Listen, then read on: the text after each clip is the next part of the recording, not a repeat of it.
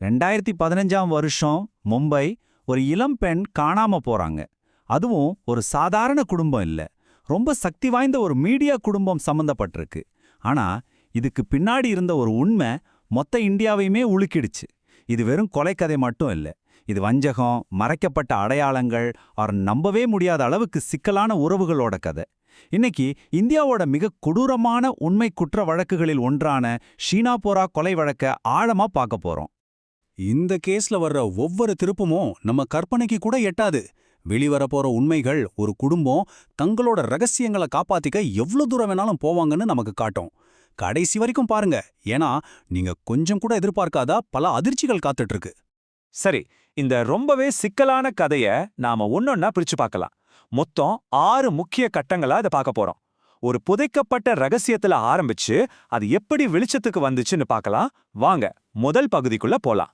கதையோட மைய பாத்திரமான ஷீனா போரா அவங்களுக்கு பொதுவெளியில கொடுக்கப்பட்ட அடையாளத்திலிருந்து ஆரம்பிக்கலாம். இந்த கதையோட மையப்புள்ளியே இந்திராணி முகர்ஜி தான். ஒரு பெரிய மீடியா நிறுவனத்தோட நிர்வாகி. உலகத்தை பொறுத்த வரைக்கும் ஷீனாபோரா அவங்களோட தங்க. ஆனா இது ஒரு மிகப்பெரிய திட்டமிட்ட பொய். நடக்க போற பயங்கரமான விஷயங்களுக்கு இதுதான் முதல் படி. ஆனா உண்மை என்ன தெரியுமா?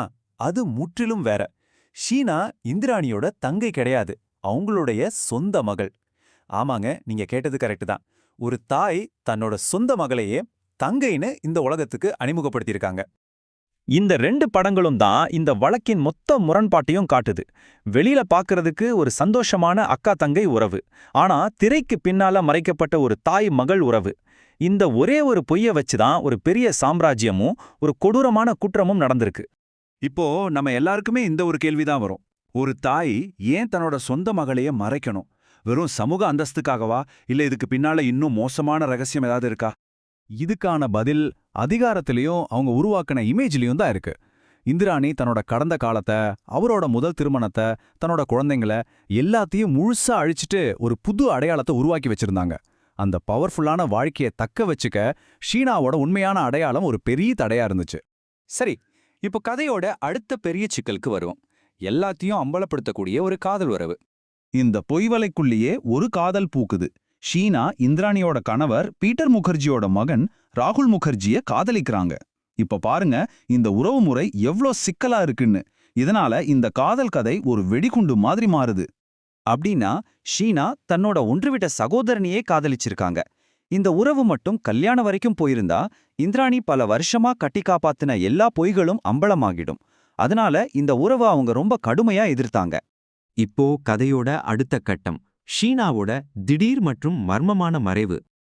ஏப்ரல் 2012 ஷீனா திடீர்னு காணாம போறாங்க. ஆனா இந்திராணி கிட்ட இதுக்கும் ஒரு பதில் ரெடியா இருந்துச்சு. ஷீனா அமெரிக்காவுக்கு போயிட்டா.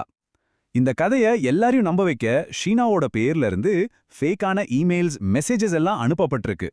மொத்தத்துல ஒரு டிஜிட்டல் மாயாஜாலமே விடந்திருக்கு. 3 வருஷம், 3 முழு வருஷம் அந்த அளவுக்கு இந்த மறைப்பு வேலை செஞ்சிருக்கு. கொஞ்சம் யோசிச்சு பாருங்க, ஒரு ஆள் காணாம போறாங்க, ஆனா உலகம் எதுவுமே நடக்காத மாதிரி போயிட்டே இருக்கு. இந்த அமைதி தான் வரப்போற பெரிய புயலுக்கான அறிகுறி. இப்பதான் கதை மொத்தமா உடைய போற அந்த திருப்பு முனைக்கு வரும். சம்பந்தமே இல்லாத ஒரு கேஸ்ல நடந்த ஒரு அரெஸ்ட் இந்த மொத்த வழக்கையுமே வெளிச்சத்துக்கு கொண்டு வருது. இந்திராணியோட டிரைவர் ஷியாம்பர் ராய் சட்டவிரோதமா துப்பாக்கி வச்சிருந்ததா போலீஸ் கைது பண்றாங்க. ஆனா அந்த விசாரணை தான் எல்லாத்தையும் மாத்த போற அந்த வாக்குமூலத்துக்கு வழிவகுக்க போகுது. விசாரணையில அந்த டிரைவர் ஒரு குண்டை தூக்கி போடுறார். ஷீனா அமெரிக்காவுல இல்ல, அவளை கொன்னுட்டாங்க. கொன்னது யாருன்னு கேட்டா அவளோட சொந்த தாய் இந்திராணி முகர்ஜி. அவர் சொன்ன விவரங்கள் நாட்டையே நடுங்க வச்சது. ஷீனாவை காருக்குள்ளேயே கழுத்தை நெரிச்சு கொன்னிருக்காங்க.